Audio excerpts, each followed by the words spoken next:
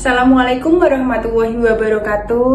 Perkenalkan, saya Nadifatul Alfina Minarahma dari Universitas Cyber Asia. Di sini saya akan memenuhi tugas manajemen SDM 2 dengan membuat video pelajaran mengenai materi lingkungan kerja. Lingkungan kerja atau fondasi kinerja sumber daya manusia. Lingkungan kerja bukan sekedar latar tempat, melainkan faktor penentu seberapa efektif kemampuan dan sistem kerja diterjemahkan melalui output organisasi. Kondisi fisik dan psikososial yang mendukung menurunkan kelelahan, meningkatkan konsentrasi, menekan keluhan kesehatan, dan memperlancar kolaborasi.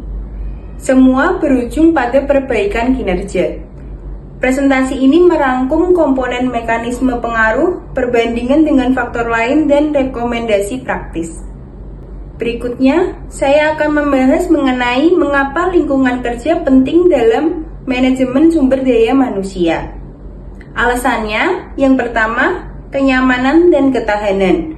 Karyawan yang nyaman mengalami penurunan kelelahan psikologis dan fisik sehingga lebih betah dan produktif.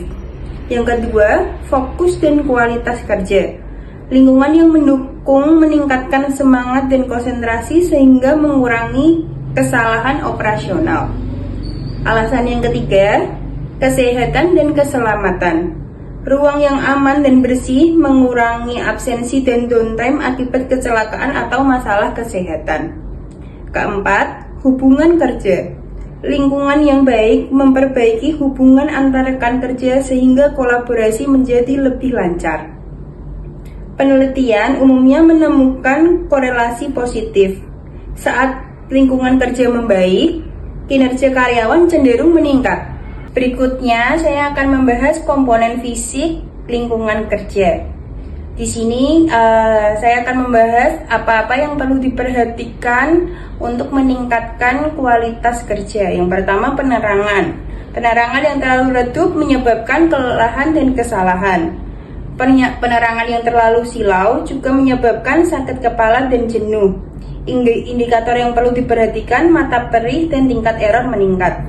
Berikutnya, sirkulasi dan temperatur. Udara pengap atau suhu ekstrim menurunkan fokus dan menaikkan emosi. Tandanya, lembab bau, karyawan sering keluar cari udara. Kebisingan, bising kronis merusak konsentrasi dan komunikasi. Solusinya, memberikan peredam, zoning, dan aturan jam operasi mesin. Selanjutnya, kebersihan dan kerapian. Ruang bersih meningkatkan mood dan profesionalitas. Indikator masalahnya, debu, sampah menumpuk, dan toilet kotor. Komponen fisik lanjutan. Berikutnya, keamanan dan keselamatan.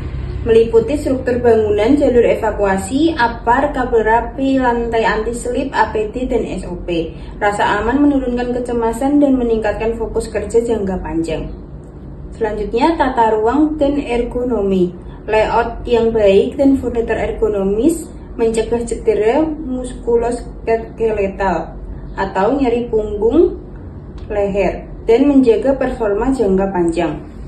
Selanjutnya, fasilitas kerja. Ketersediaan alat kerja, IT yang andal, ruang istirahat, pantry, dan fasilitas ibadah atau parkir mengurangi friksi operasional sehingga energi pekerja difokuskan pada output. Warna dan estetika. Pewarnaan mempengaruhi suasana. Warna menenangkan, membantu stabilitas emosi. Implementasi warna dapat digunakan untuk zoning. Selanjutnya, komponen psikososial. Yang pertama, hubungan antar rekan, saling menghargai dan dukungan tim memperkecil beban capek mental. Konflik yang dibiarkan menurunkan produktivitas. Gaya kepemimpinan dan supervisi. Pemimpin yang adil dan komunikatif menciptakan iklim positif. Mikromanajemen dan inkonsistensi meningkatkan stres. Budaya organisasi. Norma yang mendukung keterbukaan dan kolaborasi mendorong inovasi. Budaya menyalahkan membuat individu defensif. Selanjutnya, keadilan dan kejelasan peran. keadilan dalam beban kerja dan penilaian, serta job description yang jelas mengurangi konflik dan burnout. Terakhir, keamanan psikologis. Karyawan yang aman secara psikologis, memberi ide dan mengakui kesalahan, landasan inovasi dan perbaikan proses. 3. Bagaimana lingkungan kerja mempengaruhi kinerja? Silakan perhatikan diagram berikut. Diagram ringkas di atas menjelaskan 3 mekanisme utama. 1. Jalur langsung, kondisi fisik. Misal, penerangan kebisingan. Berdampak langsung pada error dan kecepatan kerja. 2. Jalur kepuasan. Lingkungan yang baik meningkatkan kepuasan kerja yang kemudian mendorong produktivitas. Ketiga, jalur kesehatan dan stres. Kondisi fisik dan sosial yang buruk meningkatkan stres dan absensi, menurunkan output. Secara keseluruhan, banyak studi menyimpulkan bahwa perbaikan lingkungan diduga akan meningkatkan kinerja karyawan. Contoh kasus dan indikator. Indikator masalah lingkungan fisik, mata cepat perih, kesalahan kerja, frekuensi keluar ruangan untuk cari udara, keluhan kebisingan, area kerja berantakan atau toilet kotor. Indikator masalah psikososial, konflik tim yang sering, tingkat turnover atau permintaan mutasi tinggi, ketidakjelasan tugas dan tanggung jawab, kurangnya partisipasi dalam rapat atau inovasi. Keempat, lingkungan kerja versus faktor lain, konteks dan batasan. Dalam praktik MSDM, lingkungan kerja berinteraksi dengan faktor lain, kompensasi atau insentif, pelatihan, penempatan, promosi, dan jaminan karir. Penting diingat, beberapa studi pada sampel kecil menemukan dampak lingkungan kerja tidak signifikan, sementara insentif lebih dominan. Kapan lingkungan kerja paling berpengaruh? Di organisasi dengan pekerjaan kognitif tinggi, ruang kolaborasi, dan kebutuhan inovasi, perbaikan lingkungan memberi efek besar. Kapan faktor lain lebih dominan? Dalam studi dengan insentif finansial kuat atau sampel sangat kecil, kompensasi atau peran mungkin menunjukkan efek lebih jelas. Rekomendasi praktis perbaikan lingkungan kerja. 1. Audit dan prioritaskan. Lakukan audit fisik, penerangan, ventilasi, kebisingan, kebersihan, keselamatan, dan survei psikososial untuk mengidentifikasi pain points. 2. Perbaikan cepat, atasi masalah langsung. 3. Intervensi struktural, rencanakan upgrade ergonomi, jalur evakuasi, peredaman suara. 4. Perkuat psikososial, pelatihan kepemimpinan, kebijakan keadilan, komunikasi terbuka, dan dukungan kesehatan mental. 5. Ukur dan interaksi.